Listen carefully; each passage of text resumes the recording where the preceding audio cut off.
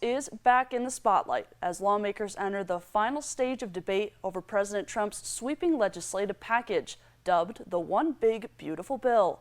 Originally passed by the House in May, the bill underwent several modifications in the Senate, including changes to some clean energy tax credits.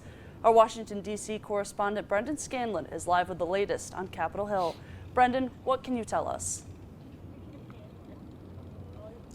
Hey there, Lindsay. Good evening. Well, the Senate did make several last-minute changes earlier in the week to try to appease to some of those Republican Senate holdouts, and they did eventually pass the bill. However, at this hour, the bill is stuck in the House in the midst of a vital procedural vote, likely because many Republicans are not fully on board with some of those last-minute changes that were made in the Senate.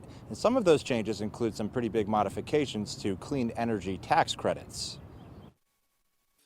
One day after being sent over by the Senate, House Democrats making a last-ditch effort to protect Medicaid and SNAP from major reforms. This bill will kill good blue-collar manufacturing jobs that we need to rebuild the economy in this country. It closes rural hospitals, it defunds health care, all to give trillions of dollars in tax cuts to your cronies. But it's not just cuts to social safety nets that are sparking concern. Why would anyone want to raise the price of energy by stripping away tax credits? Mitch Carmichael formerly served as Secretary of Economic Development and as the Lieutenant Governor of West Virginia, a state well known for fossil fuels. Lifelong conservative Republican that from a fossil fuel state that supports these mechanisms because I know they're good for the economy. The House's initial Big Beautiful Bill sparked intense criticism from the clean energy sector over a proposed rapid phase out of certain clean energy tax credits. Well, the biggest concern I had and others within the organization was that these projects would just immediately dry up,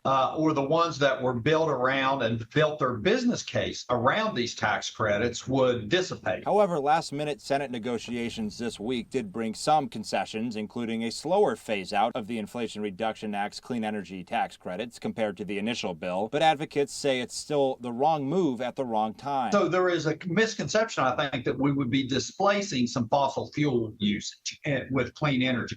That is not the case at all. The demand for energy is growing exponentially. Most Republicans argue the bill is a game changer that will streamline regulations, slash wasteful spending, and fuel long-term economic growth. Speaker Mike Johnson and House Republicans continue their race to send the bill to President Trump by July 4th. We remain optimistic we're going to land this plane, so stay tuned.